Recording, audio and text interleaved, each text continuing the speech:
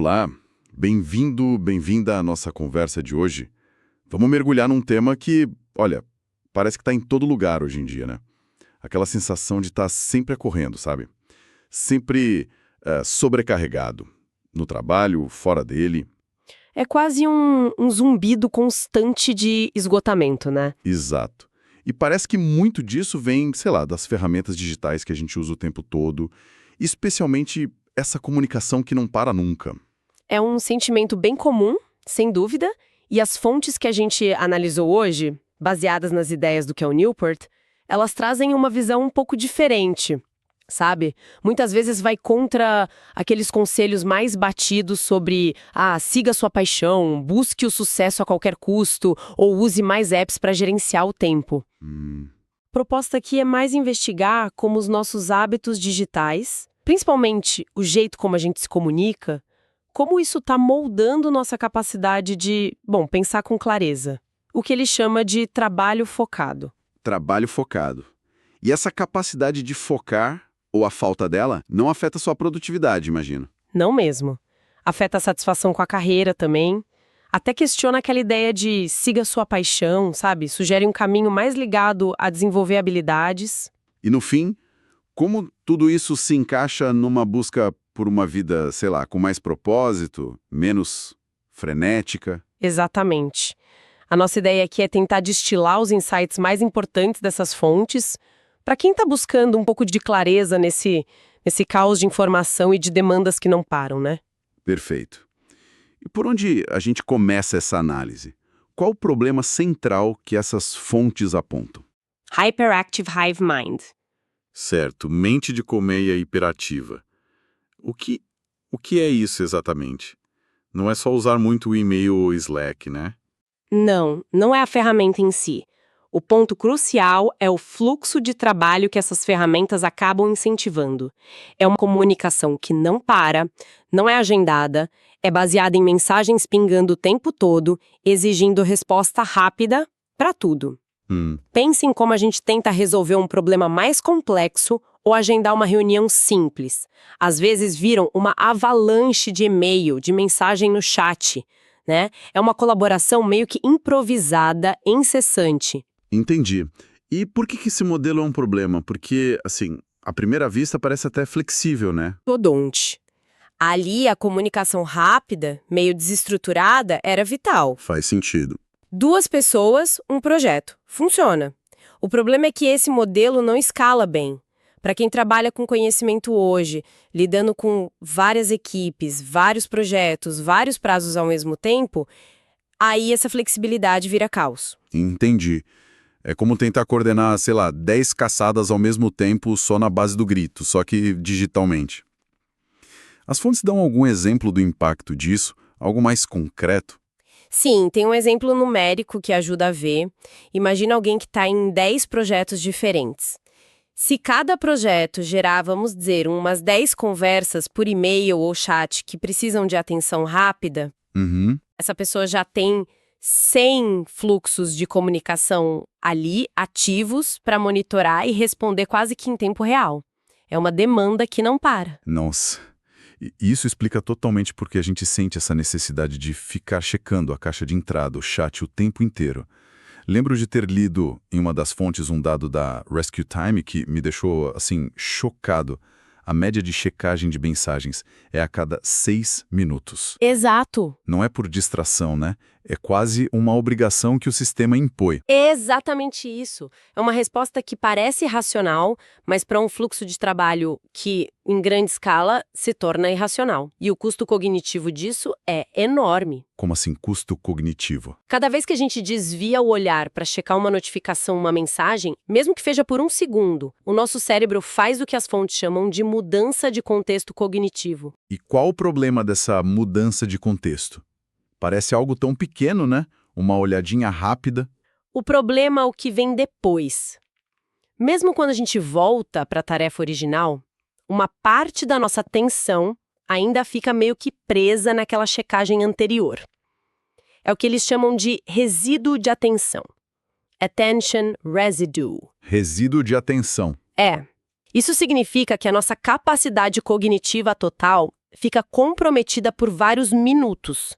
Às vezes 10, 15 minutos depois de cada interrupçãozinha dessa. Caramba! Agora soma dezenas dessas microinterrupções ao longo do dia. O resultado é aquela sensação de névoa mental constante, sabe? Uma ansiedade leve por ver tanta coisa pendente, tanta mensagem não respondida. E, claro, a clássica exaustão lá pelas 2, 3 da tarde. O famoso cérebro frito. Exatamente. Newport resume bem numa frase. São as mudanças que matam a nossa capacidade de pensar fundo. Trabalho focado, né? O deep work. Por que essa ideia de trabalho focado é tão central para ele? Porque o trabalho focado é definido como aquela atividade profissional que a gente faz no estado de concentração máxima, sabe? Sem distrações, focado numa tarefa que exige mesmo do cérebro. Tá? É o oposto do que ele chama de trabalho superficial, shallow work, que são aquelas tarefas mais automáticas. Responder um e-mail rápido, organizar um arquivo, preencher um formulário, coisas que não exigem tanto cognitivamente. E tem um meio termo aí também, né? Sim, o pseudo-trabalho focado, que é quando a gente até tenta fazer algo complexo, mas está ali com a caixa de entrada aberta do lado, o celular vibrando, a gente acha que está focado, mas as interrupções estão minando a profundidade. Entendi a diferença. E por que essa distinção é tão crucial? Porque, segundo a análise dessas fontes, é o trabalho focado que realmente gera valor. Aquele valor significativo, difícil de replicar, especialmente no trabalho do conhecimento. Pensa bem, ninguém contrata um profissional de alto nível pela rapidez com que ele responde e-mails, ou por quantas reuniões participa. Verdade. Contratam pela capacidade de resolver problemas complexos, de criar estratégias novas, de produzir análises que ninguém mais fez, de escrever um código limpo e eficiente, um texto que realmente impacta. E isso quase sempre exige concentração intensa e sem interrupção. Pensado em exemplos práticos, seria a diferença entre só, sei lá, responder a um briefing de publicidade e criar uma campanha genial, ou entre só participar das reuniões sobre um software e escrever aquele código essencial que faz tudo funcionar. Exatamente esses os exemplos. E o ponto fascinante que as fontes levantam é que justamente porque esse ambiente da mente de colmeia hiperativa torna o trabalho focado cada vez mais raro, a capacidade de cultivar esse foco se torna uma vantagem competitiva gigantesca. Quem consegue se concentrar de verdade hoje em dia se destaca muito mais. Vira uma habilidade escassa e, por isso mesmo, muito, muito valiosa. Ok, então o cenário é esse. O ambiente de trabalho dificulta o foco, mas é justamente esse foco que gera o maior valor e, imagino, a maior satisfação também. Como que isso se encaixa na forma como a gente costuma pensar sobre carreira? Aquele conselho clássico de siga sua paixão, parece que ignora essa dinâmica toda, né? Totalmente. O Newport critica bastante essa ideia de seguir a paixão e as fontes que a gente viu trazem uns motivos bem claros para isso. Primeiro, a realidade é que, bom, a maioria das pessoas, principalmente no começo da carreira, não tem uma paixão assim pré-definida, sabe, clara para seguir. Ficar esperando essa epifania pode ser paralisante, né? Exato. E segundo, as pesquisas mostram que alinhar o conteúdo do trabalho com o interesse que a pessoa já tinha antes, nem sempre é o principal motor da satisfação. Coisas como sentir que tem autonomia, sabe, desenvolver uma maestria naquilo que faz, sentir que trabalho tem impacto, ter boas relações com colegas, isso costuma pesar muito mais. E tem a questão das histórias que a gente ouve, né? Das pessoas que amam o que fazem. Sim. Quando você vai ver a trajetória dessas pessoas, raramente elas começaram com uma paixão avassaladora e um plano perfeito. Muitas vezes, a paixão foi uma consequência. Ela veio depois que a pessoa ficou muito boa em algo que era valioso e aí conseguiu mais controle sobre a própria vida profissional. Ah, interessante. Aquele conselho, siga sua paixão, acaba sendo muitas vezes uma simplificação. E a gente nem falou do risco de transformar um hobby que você ama numa obrigação diária e acabar perdendo o encanto, né? Aquele padeiro amador que abre uma padaria e passa a odiar fazer pão. Faz todo sentido. Então, se a bússola não deveria ser seguir a paixão, Qual é a alternativa que o Newport propõe nessas fontes? A alternativa central que ele desenvolve é a teoria do capital de carreira, Career Capital Theory. A ideia-chave é mudar o foco. Em vez de tentar encontrar a carreira perfeita, a gente deveria focar em construir uma carreira que traga paixão e satisfação. Construir, não encontrar. Gostei disso. E como que funciona essa construção na prática? Basicamente, são 2 passos interligados. O primeiro é focar em adquirir o que ele chama de habilidades raras e valiosas, Rare and Valuable Skills. Habilidades que são importantes na sua área. Esse é o seu capital de carreira. Ok. E o jeito de adquirir esse capital não tem mágica. É através do que as fontes chamam de prática deliberada, deliberate practice. Aquele esforço focado, sabe? Meio desconfortável até, para melhorar aspectos específicos da sua habilidade. Bem parecido com o treino de um atleta de elite ou de um músico de concerto. Certo. Acumular valor através de habilidades que são difíceis de obter. E o segundo passo? O que fazer com esse capital? O segundo passo é usar esse capital que você acumulou como alavancagem, leverage. Quando você tem habilidades que são valiosas e raras, você ganha poder de barganha, poder para moldar sua carreira. Negociar? Exato. Negociar por mais autonomia, talvez mais flexibilidade, projetos mais interessantes, um impacto maior, aquelas características que realmente trazem satisfação para você. E também usar essa alavancagem para se afastar de coisas no trabalho que você não gosta. É um ciclo que se retroalimenta, sabe? Você fica bom em algo, usa isso para conseguir condições melhores, essas condições te permitem ficar ainda melhor e você ganha mais alavancagem ainda. Entendi o ciclo. E para não usar essa alavancagem de forma meio aleatória, as fontes mencionam uma ferramenta, né? O planejamento de carreira centrado no estilo de vida. Lifestyle Centric Career Planning. Qual a ideia aí? A ideia é inverter a lógica que a gente costuma usar. Em vez de escolher um emprego e depois tentar encaixar a vida ao redor dele, Que é o que a Maiminha faz, né? pois é, a proposta é começar definindo com clareza como seria sua vida ideal, onde você quer morar, como quer que seja seu dia a dia, quanto tempo livre você deseja, que tipo de comunidade quer ter por perto. E só depois disso você usa o seu capital de carreira, aquela alavancagem que a gente falou, para direcionar suas escolhas profissionais, de forma a construir um trabalho que sustente essa visão de vida. Trabalhar de trás para frente, partindo da vida que se quer viver, isso faz muito sentido. Mas aí a gente volta para o ponto inicial.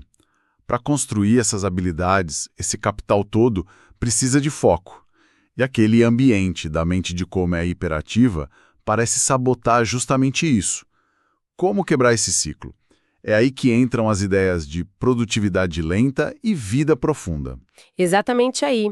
A produtividade lenta, slow productivity, é apresentada como um antídoto mesmo para o burnout e para o que as fontes chamam de sobrecarga crônica. Sobrecarga crônica. É, aquela sensação de ter uma lista que nunca acaba de tarefas, projetos, reuniões, e-mails, pedidos informais, tudo competindo pela nossa atenção o tempo inteiro. E essa sobrecarga de hoje em dia ela é diferente. Tem problemas específicos que, sei lá, nossos antepassados, com ritmos mais naturais, não enfrentavam. Sim, as fontes destacam alguns problemas bem cruciais dessa sobrecarga constante do trabalho moderno. Primeiro, ela basicamente dá um curto-circuito na parte do nosso cérebro que cuida do planejamento de longo prazo.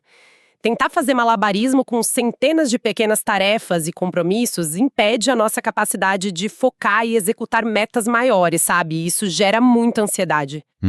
Segundo, cria o que eles chamam de espiral de sobrecarga administrativa. Cada tarefa, cada projeto tem um custo de coordenação, né? E-mail pra lá, reunião pra cá, atualização.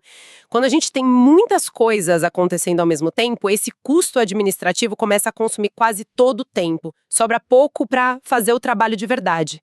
Lembro do pico das reuniões por Zoom na pandemia, era bem isso. Exatamente. Um exemplo extremo disso.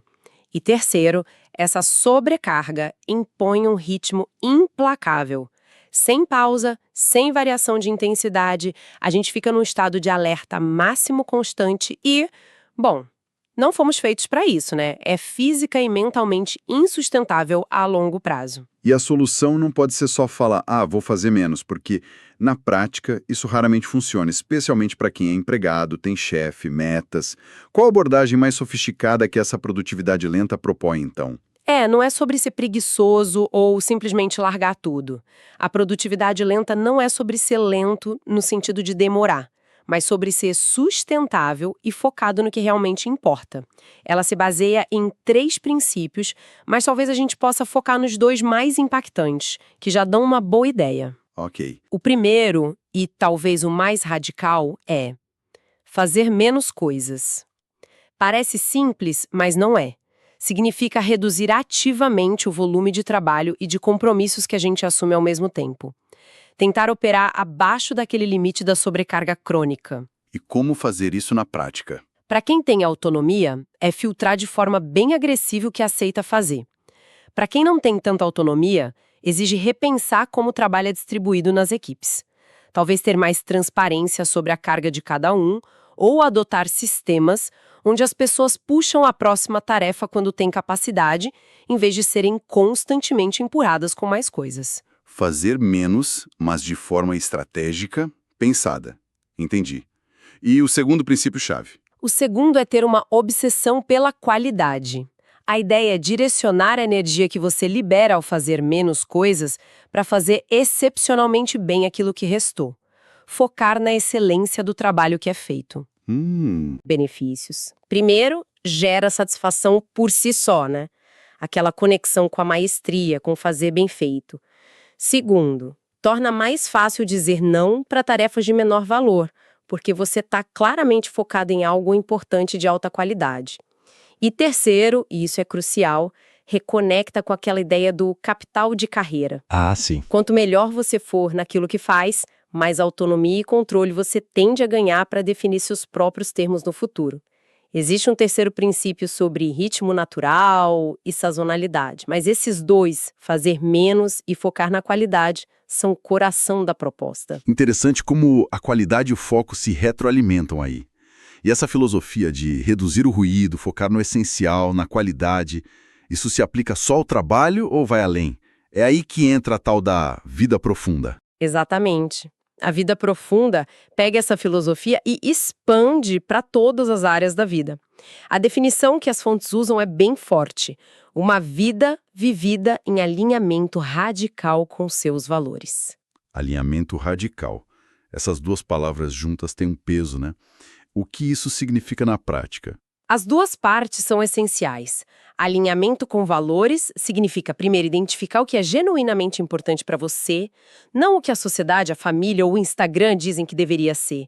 E aí, direcionar seu tempo, sua energia para essas coisas, tentando eliminar ou minimizar o resto, o trivial. Ok, focar no que importa. E o radical? O radical significa que, muitas vezes, para conseguir esse alinhamento de verdade, não bastam pequenos ajustes. Sabe, meditar 5 minutos a mais, caminhar um pouco. Às vezes são necessárias mudanças significativas. Sem o radical, a vida pode ficar um pouco mais ajustada, mas não se transforma profundamente. E sem o alinhamento, você pode até fazer mudanças drásticas, mudar de país, de carreira, mas acabar infeliz, porque essas mudanças não estavam conectadas com seus valores fundamentais. As fontes até citam exemplos desses 2 erros. E como buscar essa vida profunda, sem se perder no caminho? Existe alguma estrutura sugerida? A abordagem que as fontes delineiam sugere começar identificando as grandes áreas que compõem uma vida significativa para cada pessoa. O Newport usa a metáfora dos baldes, buckets, sabe? Que podem incluir coisas como carreira ou ofício, comunidade e relacionamentos, saúde e bem-estar, reflexão ou espiritualidade, lazer e celebração. Cada um teria seus próprios baldes, imagino. Exatamente. O ponto não é ter esses baldes específicos, mas identificar quais são os seus. E depois, a ideia não é necessariamente criar um plano super rígido, com hábitos diários e revisões semanais para cada um, embora isso possa ajudar algumas pessoas. O mais importante é usar esses valores como uma espécie de bússola. Uma bússola, como assim? Para tomar decisões de forma mais intencional. Se perguntar: essa oportunidade que apareceu, esse compromisso que estou pensando em assumir, essa forma como estou usando o meu tempo, isso está alinhado com o que é realmente importante para mim nessas áreas-chave da minha vida? Entendi. É menos sobre seguir uma lista de tarefas e mais sobre usar um filtro de valores para as decisões do dia a dia. Isso. E também estar aberto a fazer aquelas mudanças radicais que a gente falou quando parecer necessário. Usando aquele planejamento centrado no estilo de vida, avaliar se uma mudança grande, talvez de cidade, de carreira, de rotina, poderia realinhar a sua vida de uma forma mais profunda com seus valores em várias áreas importantes, sabe? Sem aquela coisa de sacrificar um balde pelo outro. Como naquele exemplo do amigo do Newport que saiu da vida agitada de Washington, D.C., né?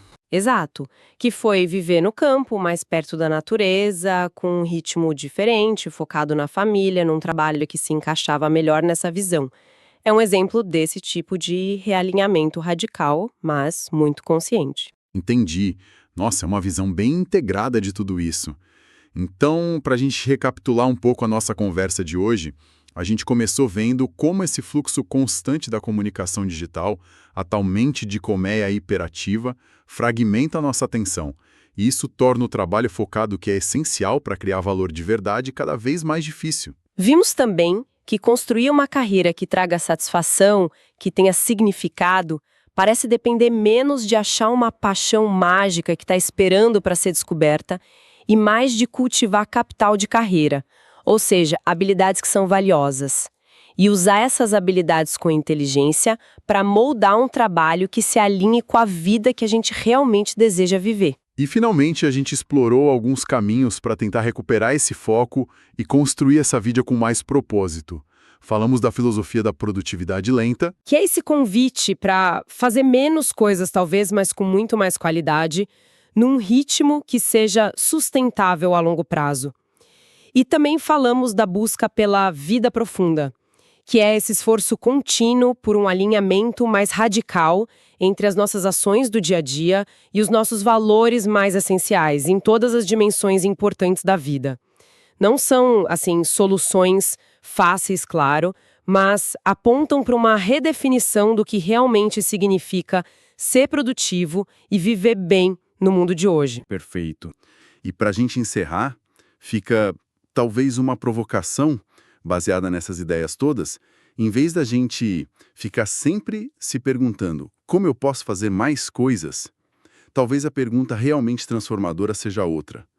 Qual é o pequeno número de coisas que, se eu fizesse excepcionalmente bem e de forma totalmente alinhada com meus valores mais profundos, criaria o maior impacto e a maior satisfação possível na minha vida e no meu trabalho? Uma pergunta que nos convida a buscar profundidade, né? Em vez de só volume.